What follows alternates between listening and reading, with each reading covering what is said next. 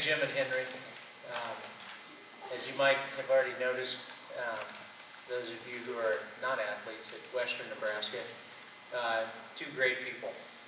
Jim and Henry both give time and effort beyond, well beyond the pay scale.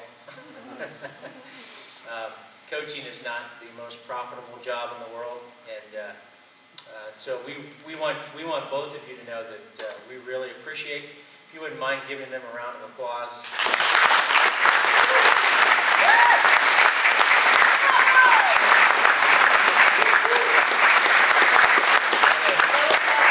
I have worked with a lot of people, had a lot of assistant coaches over the years, and Jim and Henry are two of the finest men that I know, and I would speak highly of them on a regular basis because of the work they do for us at Western Nebraska. I also want to thank, excuse me, I want to thank our head booster, who happens to be my wife back there, who ran concessions for me this year, and also has done all of the work as far as the decorations and everything for the banquet this evening. So I'd like to give her a round of applause.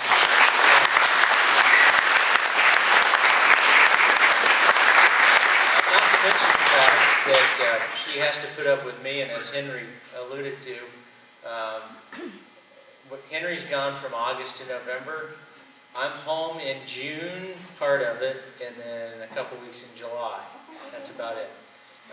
So I really want to thank my wife and my kids, Joey and Jaron. My boys have put up with a lot since I took over at the college, and so I want to express gratitude to them. Also, Judy Schnell. Judy has been an avid, I was going to say rabid, but supporter. That was pretty good, wasn't it? Judy has been an avid supporter of the soccer program from day one and has graciously put up a lot of our international students in her home. And Judy, we want you to know we appreciate that a great deal.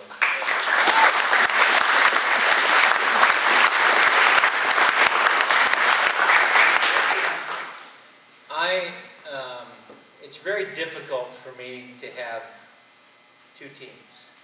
Obviously, I would like to spend hours going through the season and giving you my thoughts on how well I thought each and every one of you did for Western Nebraska this year. I think that both teams this season had a tremendous year. I think that we fell short of our goals, but that's the way life is.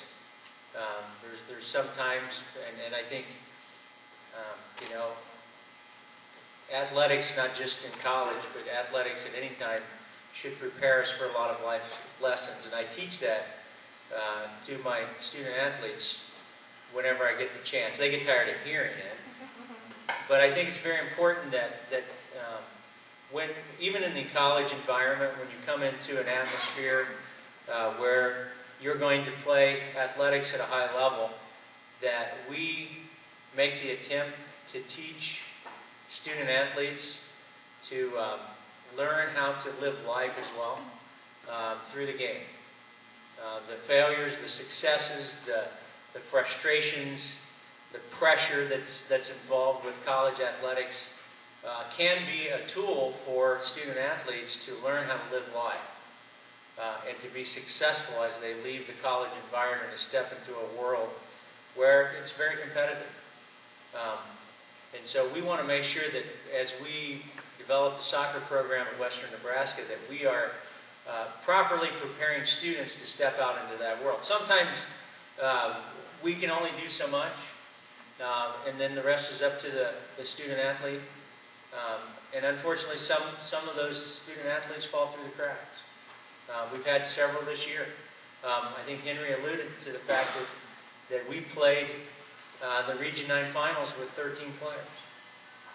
And one of the things that I committed to when I came to Western Nebraska was that I would not sacrifice my discipline or my character to win a Region 9 championship or a national title, and I will not bend from that. because I think it's too important, and a lot of you that are sitting in this room have entrusted me with your students. And so I feel an obligation to you to make sure that your students are well taught, that they're given the opportunity to be successful, and that whatever I can do discipline-wise to make that happen, I'm going to do it. And I told, and I don't think my men's team believed me this year, I told the men's team, as players were dropping off of the squad, I said to them, I will play the Region 9 finals with 11 players if I have to. I got close. I was only 2 away. But unfortunately, that's some of the things in the recruiting process that is difficult to determine, is how a person is going to behave off the field and sometimes on the field of play and in front of peers and others. And so, unfortunately, we have to make some tough decisions at times, and I'm the bad guy usually, so I take that role on pretty well anymore. That being said, we had an outstanding year. The women's team finishing the Region 9 finals, losing in a penalty kick shootout. If you weren't at that game, what was the wind blowing? Maybe 50 miles an hour as usual. But a very intense game, complete defensive struggle, went to penalty kicks, and we were just on the unfortunate side of the game. Similarly, in the men's game, I think Henry said it best. We certainly had the opportunity, and probably should have had an opportunity to be ahead in that match, and unfortunately, those things kind of happen during games sometimes. But we lost that game 1-0, and we were playing against teams all season that were ranked nationally on both squads and performed very well this season. And I really anticipate that the teams next year will be equal as far as strength. I never want to say in the presence of my sophomores that we would be stronger, because that would be very nice, and they wouldn't believe me anyway. But the truth is, we have tried to, over the years, make sure that we're trying to continue to improve the level of the athletes that we're bringing into the college, and certainly that's the goal, and that's what we're going to try to do for this next season. So we hope that those things work out. All that being said, I would like to, first of all tonight,